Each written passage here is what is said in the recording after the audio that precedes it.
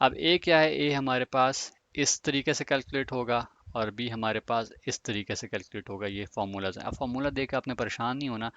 अक्सर औकात ये जो खास तौर पर ये जो समेशन का साइन है ना, जो कि ग्रीक लेटर है, ये तो देख के बंदा परेशान हो जाता है कि पता नहीं इसके अंदर क्या हो रहा होगा। हालांकि ये इतना सिंपल साइन है। ये साइन जब भी किसी भी वैल्यू के पीछे लगा होगा तो उसका मतलब ये है कि उसके आगे आने वाली वैल्यूज आपने सिर्फ ऐड करनी है, जमा करनी है। ठीक है। बहाल ये मैं आपको प्रैक्टिकली भी डिमॉन्स्ट्रेट करके दिखाता हूँ। तो ये देख के परेशान नहीं होना, बहुत सिंपल कैलकुलेशन है। बल्कि एक काम करता हूँ, मैं आपको एक सिंपल ट्रिक भी बता देता हूँ कि बगैर इस फार्मूला के भी आप निकाल सकते हैं इनकी वैल्यूज़ ए और बी की। ठीक है। वो ट्रिक भी देख लेते हैं, उसके बाद फिर इसकी ओवरऑल फार्मूला के थ्रू भी देख लेते हैं। तो आइए एक्सेल के थ्रू इसकी कैलकुलेशन कर लेते हैं। जी, तो स्टार्ट करते हैं और देखते हैं कि लीनियर ट्रेंड इक्वेशन जो कि यहाँ पे गिवन है, इसके थ्रू हम किस तरीके से वैल्यूज आने वाले वक्त की फोरकास्ट कर सकते हैं। ठीक है। तो आपके पास सवाल में अगेन पीरियड मेंशन होगा, जो कि यहाँ पर आपके क्वेश्चन में वीक मेंशनड है। अगेन ये आर भी हो सकता है, day, fortnightly, monthly, quarterly, yearly, कोई भी पीरियड हो सकता है। ठीक है। और उसके अगेंस्ट आपके पास कुछ एक्चुअल अक्रेंसेस के जो पास पीरियड की वैल्यूज हैं वो मेंशनड है। ठीक है। हमने फ़र्ज़ करें इस सवाल के थ्रू निकालनी है ये 11th वीक की फोरकास्ट वैल्यू। ठीक है। और क्या यूज़ करना है, हमने ये इक्वेशन यूज़ करनी है जो है लीनियर ट्रेंड की इक्वेशन। ठीक है। तो पहले आपको मैंने बताया था कि मैं एक ट्रिक बताऊंगा जिसके थ्रू आप यूज़ करते हुए डायरेक्ट ये वैल्यू कैलकुलेट कर सकते हैं। ये ज़रा सिंपल है, लेकिन आपको मैं प्रेफर ये करूँगा ये तब यूज़ करें अगर आपके पास एग्ज़ाम में कोई टाइम नहीं है। ठीक है। या फिर आपको समझ नहीं आ रही कि इस तरीके से किस तरीके से होगा और टाइम नहीं बचा हुआ, तब भी यूज़ कर सकते हैं इसको। ठीक है। तो वो ट्रिक ये है कि आपके पास जो ये एक्चुअल अक्रेंसेस की वैल्यूज़ हैं, ठीक है, इसको आपने सेलेक्ट कर लेना है। ठीक है। ये आपने सेलेक्ट कर ली। अब आपने जाना है ग्राफ्स में। एक्सेल क्योंकि अलाउ होता है यूज़ करना एग्ज़ाम में, तो आप वहाँ पे आएंगे। यहाँ पर आप ग्राफ में जाके आप ग्राफ सेलेक्ट कर लें, ये लाइन ग्राफ सेलेक्ट कर लें। ठीक है। सही है। मैं इंसर्ट में आया और मैंने ये इस वैल्यू के अगेंस्ट ये ग्राफ सेलेक्ट कर लिया। अब उसके बाद मैंने क्या करना है कि इसके अगेंस्ट क्लिक करना है और क्लिक करने पर मैंने ऐड ट्रेंड लाइन कर देना है। ठीक है। ऐड ट्रेंड लाइन से ये ट्रेंड लाइन ऐड होगी। उसके बाद आपने क्या करना है, यहाँ पर आना है। अगर तो आपके पास यहाँ पर ही कोई और बॉक्स चेक हुआ हुआ है तो आपने लीनियर को चेक कर लेना है, जो कि यहाँ पर पहले से हुआ हुआ है। ठीक है। और उसके बाद आपने क्या करना है कि यहाँ पर लिख देना है, इसको चेक करना है डिस्प्ले इक्वेशन ऑन चार्ट को। ठीक है। तो ये हमारे पास एक इक्वेशन जो है वो चार्ट पे डिस्प्ले हो गई है। ठीक है। अब हमने इतनी मेहनत करनी थी ये ए और बी की वैल्यू कैलकुलेट करने के लिए, तो इसने क्या किया है कि ए और बी को पहले से ही कैलकुलेट कर लिया। ठीक है। ये आपका ए है और ये आपका बी है। ठीक है। अच्छा, और ये आपके पास ये एक्स गिवन, एक्स क्या होगा, ये वीक 11 होगा। ठीक है। ये अगर वीक 12 होगा तो ये वैल्यू यहाँ पर 12 हो जाएगी। एक बार कैलकुलेट करके देख लेते हैं। ठीक है। मैं क्या कर रहा हूँ कि इस वैल्यू को लिख रहा हूँ। ठीक है। Is equal to 7.5091। ठीक है।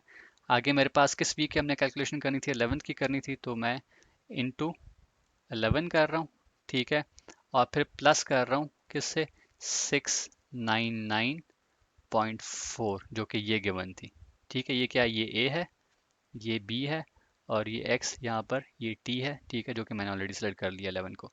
और अब मैं इसको एंटर करूँगा तो मेरे पास फोरकास्ट आ गई। ठीक है। इस तरीके से अगर ये 12th हो रहा था, ठीक है, तो अगर आप इसको ड्रैग करेंगे तो ये 12th की भी फोरकास्ट आ जाएगी। ठीक है। तो ये तो एक ट्रिक थी। नेक्स्ट देखते हैं कि इसको हम इस इक्वेशन के थ्रू किस तरीके से कैलकुलेट कर सकते हैं। जी, तो अब नेक्स्ट हम इसकी मैनुअल कैलकुलेशन भी देख लेते हैं इस इक्वेशन के थ्रू। ठीक है। तो मैंने वो वैल्यूज़ हमने ऑलरेडी कैलकुलेट कर ली थी, वो यहाँ से मिटा दी हैं। अच्छा, मैंने फार्मूला क्योंकि प्रॉपर बिल्ड करना है तो मैं चाह रहा हूँ कि हम ज़रा बेहतर तरीके से पहले निकाल लें कि कौन कौन सी वैल्यूज़ के अंदर यूज़ हुई हैं। तो टी भी यूज़ हुआ हुआ है इसके अंदर, वो अलग कर लिया। वाई भी यूज़ हुआ है, अलग कर लिया। ठीक है। टी वाई यूज़ हुआ हुआ है, उसको अलग कर लिया। टी स्क्वेयर यूज़ हुआ हुआ है, उसको भी अलग कर लिया। तो ये हमें वैल्यूज़ कहाँ से मिलेंगी, यहाँ से। टी हमारा ये है, वाई हमारा ये है। ठीक है। तो पहले टी को लिख लेते हैं। ठीक है। हमारे पास टी की तमाम वैल्यूज़ ही है। 11 को हमने कैलकुलेट करना तो वो भी नहीं लिख रहा मैं। ठीक है। और ये देखिए कि इस मेथड के थ्रू जो वैल्यू यहाँ पर आएगी ना, उसको आप कोरिलेट कीजिएगा उस वैल्यू से जो कि हमने ट्रिक के थ्रू निकाली थी, वो एक ही आएगी वैल्यू। ठीक है। तो टी और वाई आ गया। टी वाई क्या है कि टी को वाई से मल्टीप्लाई कर देना है, is equal to T multiply by Y. ठीक है। और मैं सब पर ये रेप्लिकेट कर रहा हूँ तो टी वाई निकला है। टी स्क्वायर क्या है, इसका स्क्वायर लेना है, इसका स्क्वायर ले लेना है। ठीक है। तो इज इक्वल टू ये वैल्यू सेलेक्ट की, कीबोर्ड का शिफ्ट और 6 की साइमल्टेनियसली मैंने प्रेस किया, ये साइन आएगा तो उसके बाद आपने स्क्वायर निकालना है, 2 निकालना है उसके अगेंस्ट, तो 2 लिखिएगा।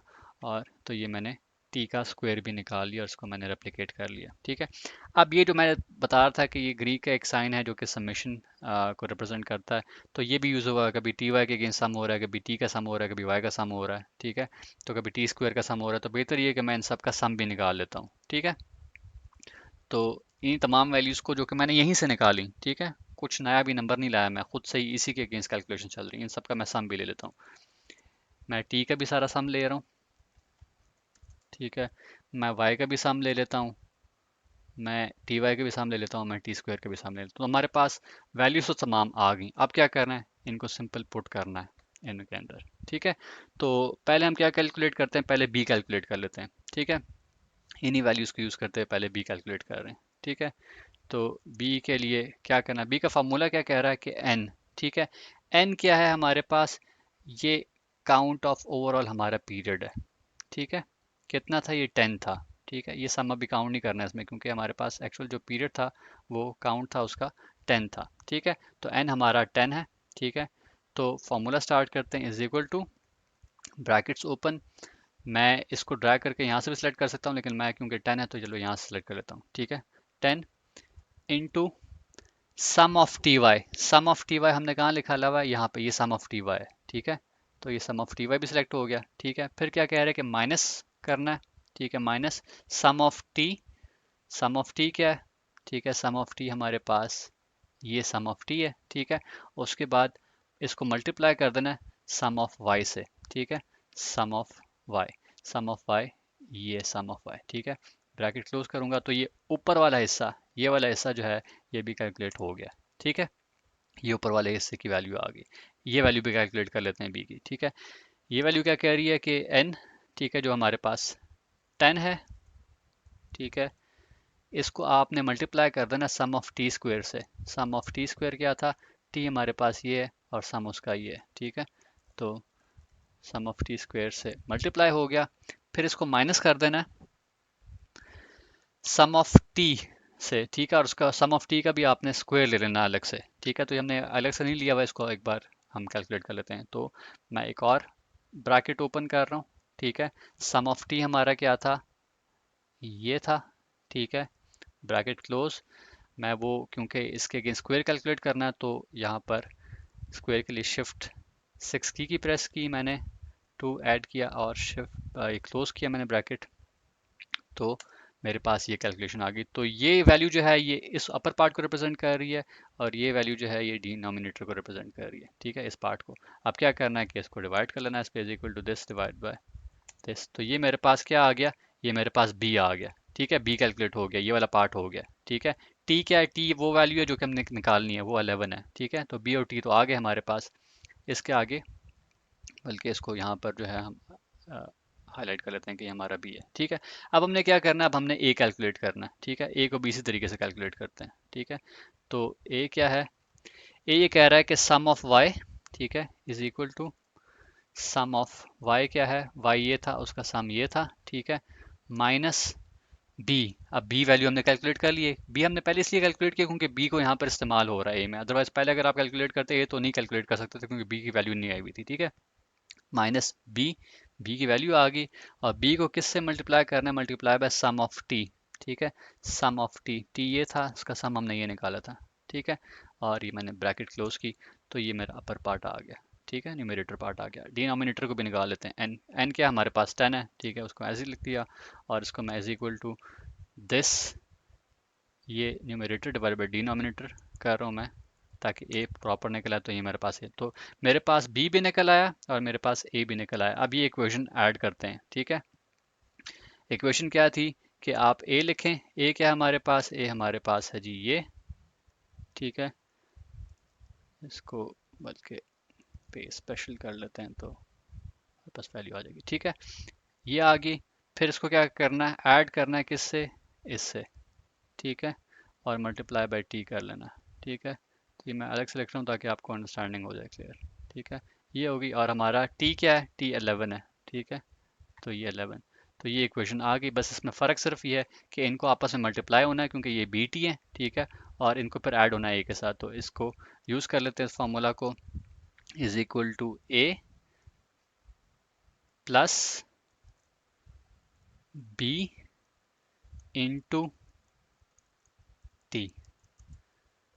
क्या वैल्यू आई? 782। अगर आप वीडियो रिवाइंड करके देखें और हमने वो जो ट्रिक के थ्रू वैल्यू निकाली थी वो भी 782 आई थी। तो इस तरीके से जो है आप इस इक्वेशन के थ्रू भी मैनुअली कैलकुलेशन कर सकते हैं आने वाली फोरकास्ट को। ठीक है, तो उम्मीद है आपको ये ओवरऑल लेक्चर पसंद आया होगा, समझ भी आया होगा।